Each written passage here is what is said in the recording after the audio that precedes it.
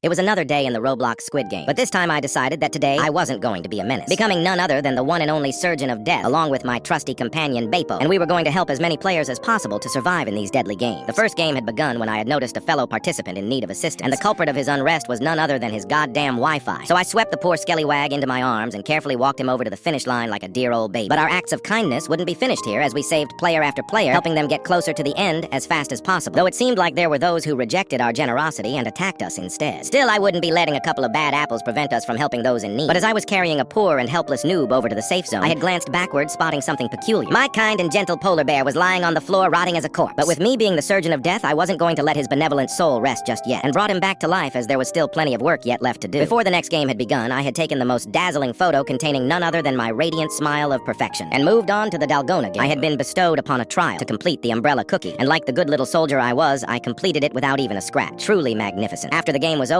I then offered a friendly pedestrian a bandage completely free of charge. He was thankful, and reciprocated it by giving me a grenade as payment. But as you would have guessed, I wasn't a man of violence, and launched it toward the damn dirty guards. Anyways, after obtaining my daily provisions, I went over to the top bunkers waiting for the night, and as absolute chaos reigned between the other players, I surveyed the room looking for people in need of medical attention, when I noticed a player's lifeless body laying next to a bed. I was then thinking whether to revive him, but that was when I began to ponder if I should just make him beg. Nah, I would never be that cruel. The hide-and-seek game then rolled around, and after the countless noble deeds I had performed earlier, there was no way I would have been cursed with becoming a filthy hide, and it seemed like the gods had not forsaken us just yet, and me and Beppo knew exactly what we needed to do. Someone needed to become our sacrifice so we could survive to help other players, and this Gojo cosplayer was the exact specimen we needed for our survival. So we did away with him and put him 6 feet under. Anyways, during the game of the jump rope, I had my cute and adorable polar bear carry me over to the other side, but realization suddenly hit us. Surviving by ourselves was selfish, so we went back to carry the helpless noobs across this dangerous bridge. The next game was fairly simple, crossing the glass panels and making our way into the mingle game. But at this point in the Squid Games, I was so exhausted of helping others that I had been unfortunately taken over by the urge to eliminate other players, making me follow a defenseless person into a room and strangling them until they were no longer in this world. It was marvelous. And just like that, we had made it into the final game, the Sky Squid game. I didn't care anymore about saving anyone and was solely focused on walking out of here with every single penny I could carry. But it seemed like my greed had caused a lapse in my judgment, as I was suddenly smacked off the second platform and into my doom, leaving none other than my adorable pet polar bear to take home the victory royale. I was dead, but at least I died as a horse. And horses are